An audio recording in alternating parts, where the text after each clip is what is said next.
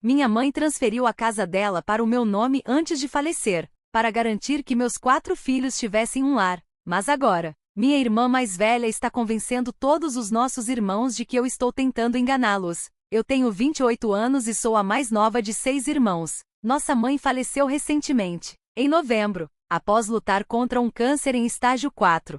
Eu sempre tive um ótimo relacionamento com ela. Passávamos muito tempo juntas. E meus 4 filhos, gêmeos de 5 anos, um de 3 e um de 1 ano, a amavam profundamente. Meus irmãos mais velhos, por outro lado, não estavam tão presentes na vida dela até os últimos meses, quando ela já não conseguia mais cuidar de si mesma.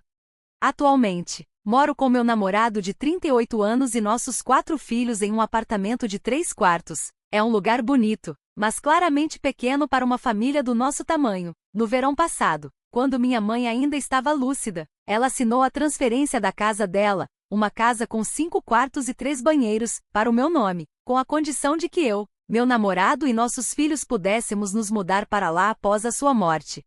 Ela fez isso para que eu não precisasse comprar a casa, já que não poderíamos arcar com o financiamento, e era apenas essa casa, faltava menos de 1 ano para ela ser quitada, então nós poderíamos continuar pagando as últimas parcelas. Todos os meus outros irmãos já possuem suas próprias casas e têm espaço suficiente para suas famílias. Por isso, eu nem perguntei se eles concordavam com a decisão da nossa mãe, afinal, era a casa dela, e ela tinha o direito de decidir o que fazer. Como mencionei, todos eles já têm onde morar. Depois que minha mãe faleceu, surgiram algumas dívidas médicas que precisavam ser pagas. Então, parecia que teríamos que vender a casa para quitar essas contas. No entanto, após conversarmos bastante, meu namorado sugeriu comprá-la por um valor suficiente apenas para cobrir as dívidas médicas, não pelo valor real de mercado, já que não temos condições de pagar tudo isso. Além disso, a intenção da minha mãe nunca foi que fizéssemos qualquer tipo de empréstimo.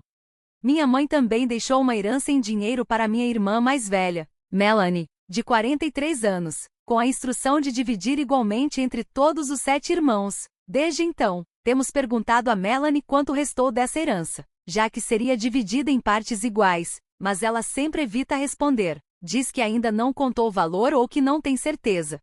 Minha mãe também tinha algumas moedas valiosas. 4 delas valiam cerca de $3, 200 cada, e uma outra, cerca de $1, 200. Eu só fiquei sabendo dessas moedas pela minha outra irmã, Rochelle, de 35 anos, que me contou. Segundo ela, Melanie planejava dar uma das moedas de $3, 200 para ela, para nosso irmão Nick, de 37 anos, e para mim. A moeda de menor valor seria entregue a outro irmão escolhido por ela, e os 2 últimos irmãos nem sequer ficariam sabendo que essas moedas existiam.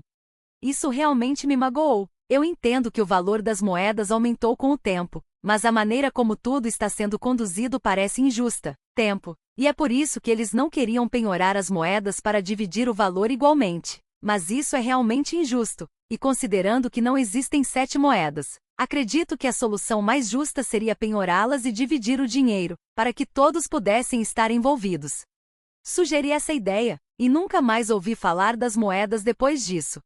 Então, na semana passada, quando recebi a Rochelle e minha sobrinha para o jantar, vi Rochelle tirar uma moeda de ouro da bolsa e colocá-la de volta rapidamente. Eu não disse nada na hora, mas fiquei em choque. Não podia acreditar que eles decidiram me excluir da herança só porque eu defendi os 3 irmãos que seriam deixados de fora. Bem, alguns dias depois, meu namorado conseguiu aprovação para o empréstimo. Contei a Melanie, para mantê-la informada, e a resposta dela me deixou em choque. Ela disse que não se sentia confortável em vender a casa para o meu namorado. Eu não entendi. A venda seria apenas uma forma de mantermos a casa na família e, ao mesmo tempo, pagar as contas médicas da minha mãe, e era o desejo dela que eu e minha família fossemos morar ali. Depois que desliguei o telefone com a Melanie, liguei para a Rochelle para saber a opinião dela, mas ela não pôde falar de imediato. Quando consegui conversar com a Rochelle mais tarde, ficou claro que a Melanie já tinha falado com ela antes e manipulado toda a situação. Então, resolvi enviar uma mensagem no grupo de WhatsApp da família. Basicamente, todos querem vender a casa pelo valor de mercado para algum estranho, só para que possam receber uma parte em dinheiro da herança. Melanie claramente convenceu todo mundo de que nossa mãe só transferiu a casa para o meu nome para que eu cuidasse da venda e repartisse o dinheiro entre todos os irmãos. Mas isso não é verdade. Eu tentei explicar que esse não era o plano da nossa mãe, mas a Melanie distorceu tudo. Para contextualizar, a Melanie é a mais velha e todos os nossos irmãos são facilmente influenciados por ela em qualquer situação. Pode parecer cruel, mas é a verdade. Eu consigo ver isso com clareza, e tentei contar o meu lado, mas todos ficaram do lado da Melanie. Eles só enxergam o dinheiro que podem ganhar vendendo a casa. Eu, por outro lado, só quero viver nela, como a nossa mãe desejava. Como eu disse, minha mãe transferiu legalmente a casa para o meu nome. Então, estou vendendo a casa para o meu namorado, pelo valor suficiente para pagar as dívidas médicas dela, e para que nós, com nossos 4 filhos, possamos morar lá. Meus irmãos acham que eu os enganei em relação à herança, mas eu vejo isso como a única forma de honrar a vontade da nossa mãe e garantir um lar para minha família. Foi isso que ela quis quando ainda estava viva. Então, será que eu sou a vilã nessa história? Atualização 1. Primeiro, quero agradecer por todos os comentários. Fiquei muito tocada em ver que muita gente realmente está olhando para o que é melhor para mim. Minha irmã mais velha, Melanie, me fez acreditar que a dívida precisava ser paga com a venda da casa, e não com o dinheiro do espólio. Ela nunca revelou que havia dinheiro suficiente para cobrir as despesas médicas da nossa mãe. Depois disso, entrei em contato com um advogado especialista em espólio, e acabei falando com o advogado que estava cuidando diretamente das dívidas médicas da minha mãe. Ele me explicou que não havia necessidade de vender a casa agora, já que minha família poderia se mudar para lá sem se preocupar com o pagamento da dívida médica por enquanto. Só se algum dia eu decidisse vender a casa. Aí sim essa dívida teria que ser quitada com o valor da venda. Então é exatamente isso que vamos fazer. E sinceramente, não vejo por que venderíamos a casa. Encontrar uma casa com 5 quartos é praticamente impossível hoje em dia. Quando, e se decidirmos vender, vamos pagar as dívidas médicas da nossa mãe e depois dividir o restante do valor entre todos. Claro, qualquer dinheiro que investirmos na casa a partir de agora será descontado da parte deles. Concordo totalmente que manter a escritura da casa no meu nome é a decisão mais segura assim. Eu sempre terei essa segurança para mim e para os meus filhos, especialmente se algum dia acontecer algo entre mim e meu parceiro. Sou muito grata pelos comentários de todos que me alertaram sobre isso, e por todos que reforçaram a importância de consultar um advogado. E sim, estou fazendo isso. Quanto às moedas, eu não as mencionei antes porque estava chateada. Senti que estava sendo deixada de lado, sem direito à minha parte. Eu entendo que receber a casa é algo grande, e não estou desmerecendo isso. Só mencionei o que aconteceu com as moedas como exemplo do porquê não confio na Melanie, e de porquê sinto que ela não está sendo honesta sobre o dinheiro do espólio, o que, de fato, não está sendo. Existe mais dinheiro envolvido do que só o das moedas, e ela está escondendo isso. O que mais me dói nisso tudo é a decepção. Sempre fui muito aberta e honesta com minha família. Nunca tentaria enganá-los. Prefiro que todas as conversas, principalmente com quem é da minha família, sejam baseadas na integridade. Assim que me senti mais segura para falar com o advogado, mandei uma mensagem no grupo da família contando o que estava acontecendo, que a casa vai continuar no meu nome. Melanie estava manipulando a situação, e quando ela achou que eu venderia a casa para meu namorado, sabia que ela correria para contar para os outros irmãos, tentando fazer parecer que o problema não era eu ficar com a casa, mas sim a casa não estar mais em meu nome. Posso dizer com certeza que ela está muito irritada por não conseguir mais distorcer a história do jeito dela. Mas, no fim das contas, essa casa foi um presente da nossa mãe, e o desejo dela sempre foi que eu e meus filhos tivéssemos um lugar para morar. Ela sempre soube que meu namorado fazia parte do nosso plano de vida. Melanie ainda parece brava, mas sinceramente, não vejo mais problema nisso agora. Vou manter vocês atualizados se algo novo acontecer. Mais uma vez, obrigada a todos pelos conselhos. Eles realmente me ajudaram muito e me colocaram em uma posição muito mais segura. Atualização 2. Atualmente, não tenho muitas novidades. No entanto, acho que não terei outra atualização até, pelo menos, a próxima semana. Mas quero continuar mantendo vocês informados sobre tudo o que está acontecendo.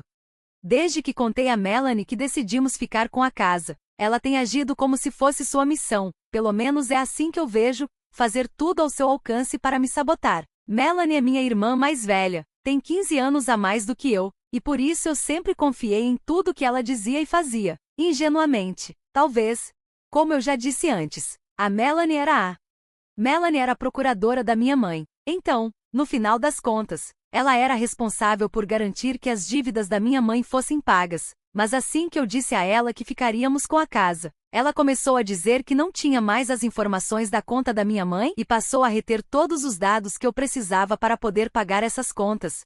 Fui atrás de tudo sozinha. Fiz todas as ligações e consegui transferir os serviços públicos para o meu nome sem grandes dificuldades. Mas, como era de se esperar, lidar com o banco foi bem mais complicado. Eu nem consigo fazer um pagamento se não souber o número da conta dela.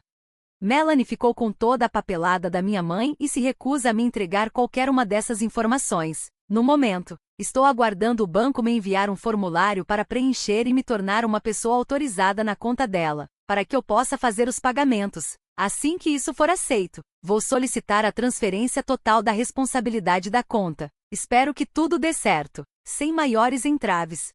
Melanie está extremamente irritada comigo. Eu disse a ela que não achava justo o jeito como ela estava lidando com a divisão dos bens e que ela vivia, mudando a narrativa dos fatos conforme a conveniência, dependendo do dia ou de com quem estivesse conversando. Avisei a todos os meus irmãos que, se quisessem algo da casa da nossa mãe, ainda poderiam passar lá antes de doarmos tudo.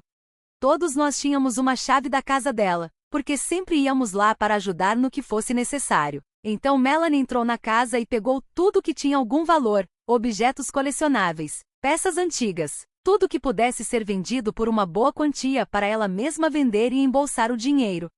E não estou falando de lembrancinhas, não, ela levou 4 grandes cristaleiras de madeira maciça e vidro, 20 potes de biscoitos colecionáveis, pelo menos 100 anjinhos de coleção, e fez tudo isso em um único dia, assim que descobriu que a casa ficaria comigo.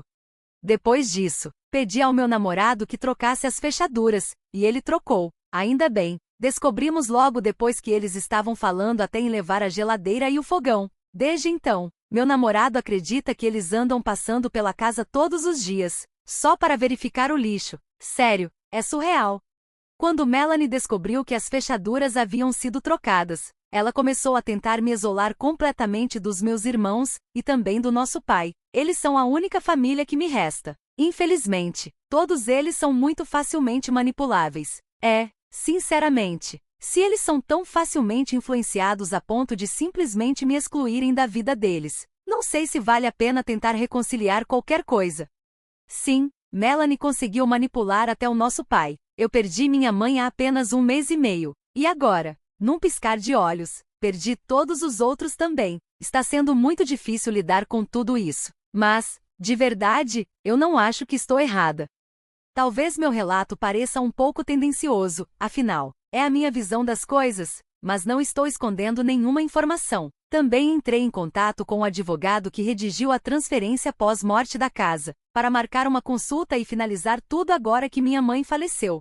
Aproveitei para perguntar se poderíamos discutir o espólio dela. Foi então que o advogado me contou que nenhum espólio havia sido oficialmente aberto. Também entrei em contato com o cartório de sucessões do nosso condado para tentar obter uma cópia do testamento da minha mãe, e eles me disseram que nada foi registrado por lá. Tudo isso era responsabilidade da Melanie. Sinceramente, não está certo. Definitivamente volto aqui com mais atualizações assim que tiver. Uma atualização no final de janeiro, início de fevereiro. Marquei uma consulta com o advogado para discutir tudo isso na próxima semana. Atualização 3. Acredito que esta será minha última atualização. Ainda existem alguns detalhes que precisam ser resolvidos. Mas, se tudo correr bem, não vejo necessidade de voltar aqui depois disso. Então, vamos torcer pelo melhor. Fui ao advogado para finalizar o processo da transferência por morte. Toda a parte da escritura foi assinada e está concluída. Conversamos também sobre a situação com a Melanie. A advogada me explicou que, como a Melanie retirou todo o dinheiro pouco antes do falecimento da minha mãe, a única forma de forçá-la a abrir um inventário seria levando o caso à justiça, com acusações de roubo, o que eu sinceramente não quero fazer com minha própria irmã. Eu sei que o que ela fez está errado, mas também reconheço que herdei um bem muito importante, a casa. Então decidi encerrar esse assunto por aqui. Muita gente me disse para não dividir o valor da casa com meus irmãos, caso um dia eu decida vendê-la. Eu entendo esse ponto, mas me sinto um pouco dividida. Sinceramente, nem sei se algum dia vou vender. No momento, não tenho planos, mas se isso acontecer, com certeza vou considerar o valor atual da casa antes de qualquer reforma, além do tempo e dinheiro que ainda vamos investir nela. E claro, tem a parte da herança em dinheiro que eu não recebi. Terei que presumir o que meus irmãos receberam, já que a Melanie também não me contou. Eu poderia perguntar diretamente a eles, mas sinceramente não quero mais me desgastar com isso. Vou considerar os valores da forma mais razoável possível. Se não foram honestos desde o começo, a culpa não é minha.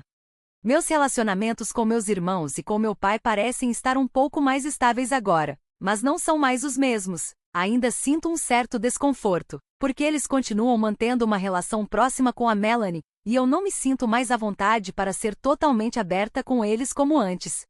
Mesmo assim, fico grata por termos retomado um pouco do contato. Sei que, no fundo, eles estão apenas presos no meio entre mim e a Melanie. Eles acham que nenhum de nós mentiria, e acho que, por eu ser a mais nova e a Melanie ser a mais velha, acabam achando que eu estou apenas confusa ou emocional. Como já comentei antes, a Melanie é 15 anos mais velha que eu. Ela já era adulta quando eu ainda estava começando a ir para a escola. Sempre teve mais experiência de vida e mais controle sobre tudo, até os últimos 5 anos, quando comecei a amadurecer e a entender melhor as coisas. Mas mesmo hoje, ela ainda tem essa autoridade de irmã mais velha aos olhos dos outros. Agora ela anda dizendo por aí que eu deveria fazer um empréstimo pessoal para comprar a parte da casa que caberia a cada um dos meus irmãos. Isso não faz o menor sentido. Um empréstimo pessoal desse tamanho provavelmente nem seria aprovado. E mesmo que fosse, os juros seriam absurdos. Seria muito mais lógico fazer um financiamento imobiliário. As taxas são bem mais baixas e os bancos liberam valores muito maiores quando o imóvel está envolvido na operação. Se eu realmente tivesse que comprar a casa, teria sido por esse caminho. Mas mesmo que isso fosse possível, eu não teria concordado de qualquer maneira. Se fosse para pegar um empréstimo, eu teria feito um financiamento imobiliário para uma casa pronta para morar, e a casa da minha mãe precisa de muitas reformas. Minha mãe colocou a casa no meu nome para que eu e meus filhos tivéssemos um lugar para viver. Quando conversei com a advogada, ela me contou que, quando se sentou com minha mãe, ela sabia que havia a opção de colocar a casa no nome dos 7 filhos. Essa seria uma forma de evitar problemas legais e permitir que eu comprasse a parte dos meus irmãos. Mas minha mãe escolheu não fazer isso. Ela queria a casa apenas no meu nome, para que eu pudesse me mudar sem precisar de nenhum empréstimo. E ela também sabia que meus irmãos não receberiam nada por isso. Eu entendo como isso pode ser doloroso para eles, mas foi essa a decisão da minha mãe. E a verdade é que eles não saíram de mãos vazias, eles ficaram com o carro, com o dinheiro das moedas, objetos de valor para vender, parte de uma herança da qual eu não participei. Com tudo isso, sinto que meus irmãos estão divididos sobre quem está dizendo a verdade, porque a Melanie distorce absolutamente tudo. Então, decidi encerrar qualquer conversa sobre isso, mesmo quando seria para me defender. Não vale o preço da minha saúde mental. Ainda estou no processo com a empresa de hipoteca para assumir formalmente a responsabilidade, mas como a casa já está no meu nome e sou eu quem está pagando a hipoteca, acredito que seja só uma questão de papelada. Espero que não haja nenhum problema. Quero agradecer imensamente a todos que deixaram conselhos incríveis e palavras gentis nas atualizações anteriores. Vocês foram essenciais para que eu chegasse até aqui. Sinceramente, não sei o que teria feito sem esse apoio. Espero que essa seja mesmo minha última atualização. E se o podcast Comfort Level por acaso tiver lido tudo isso, só queria dizer que sou uma grande fã. Escuto vocês todos os dias enquanto organizo meu apartamento à noite. Vocês têm uma visão racional e serena que me traz muita paz. Editando para adicionar.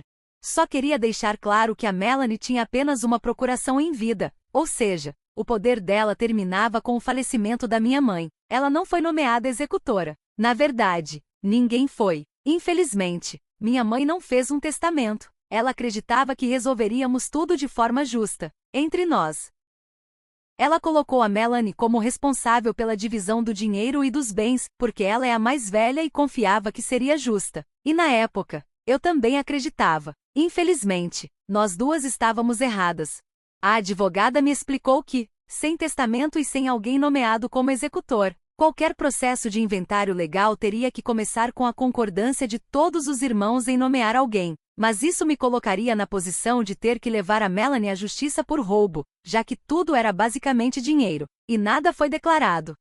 Sim, ela está sendo injusta, e sim, eu acredito que foi roubo, mas não vou levar minha irmã ao tribunal. Escolhi simplesmente seguir em frente da melhor forma possível. Próxima história. Perdi meu marido e me apaixonei pelo melhor amigo dele, que também perdeu a esposa. Agora estamos pensando em ter um filho juntos, mesmo que meus pais não aprovem nosso relacionamento. Sou viúva, perdi meu marido há pouco mais de 3 anos. Essa é realmente uma longa história, digna de outro post, mas, antes do meu marido falecer, nós estávamos tentando ter um bebê juntos. Meu melhor amigo, a quem vou chamar de Chris, era também o melhor amigo do meu marido. Já éramos bons amigos enquanto meu marido ainda estava vivo, mas nos aproximamos muito mais depois que ele faleceu. Chris também é viúvo, a esposa dele faleceu antes de eu conhecê-lo. Como ele já havia passado por uma dor parecida com a minha, e ainda por cima perdido seu melhor amigo, nós acabamos nos apoiando muito um no outro nos últimos anos. Procuramos amor e acolhimento um no outro. Hoje, somos melhores amigos. Sinceramente, não sei o que faria sem ele. Sinto que uma parte enorme da minha vida está vazia. Tenho uma necessidade visceral de ser mãe. Sei que pode parecer loucura, mas é como me sinto.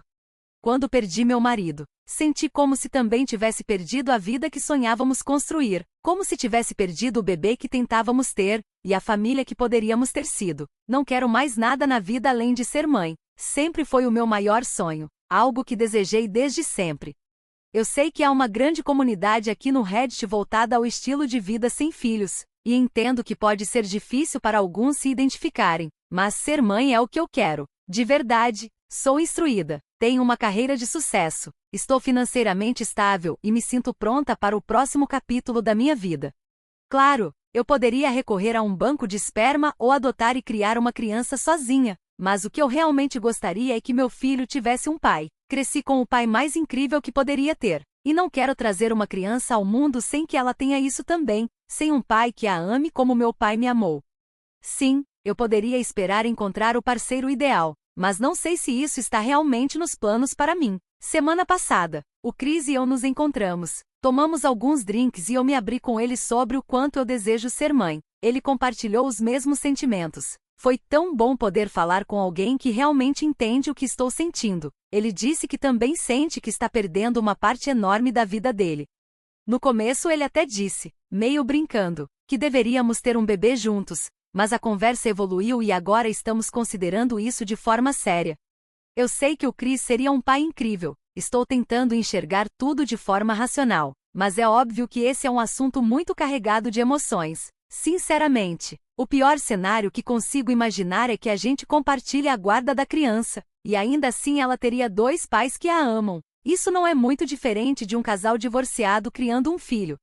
Nós 2 temos uma vida estável, condições de pagar um bom advogado para redigir um acordo parental claro e sólido.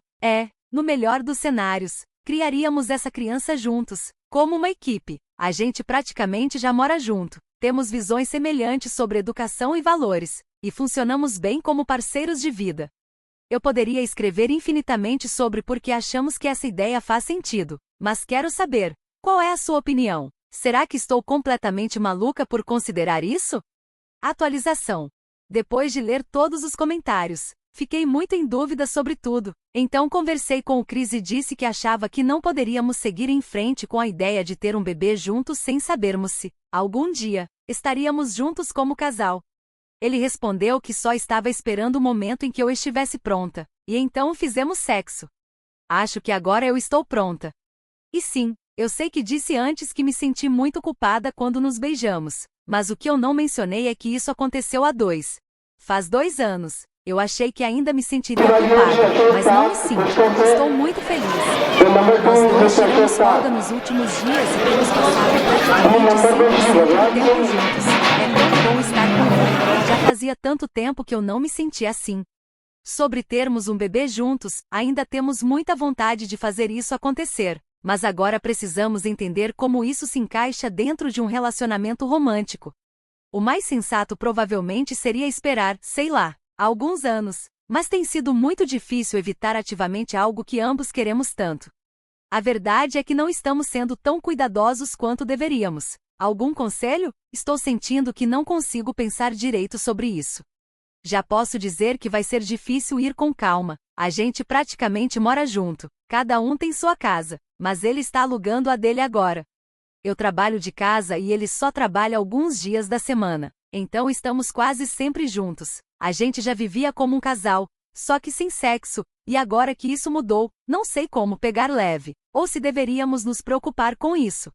Também não sei como contar tudo isso para os meus pais ou se devo contar a eles. Eles não gostam nem do fato de eu ser amiga do Chris, ou de qualquer outro amigo do meu marido. Fariam um escândalo se soubessem que estamos juntos agora.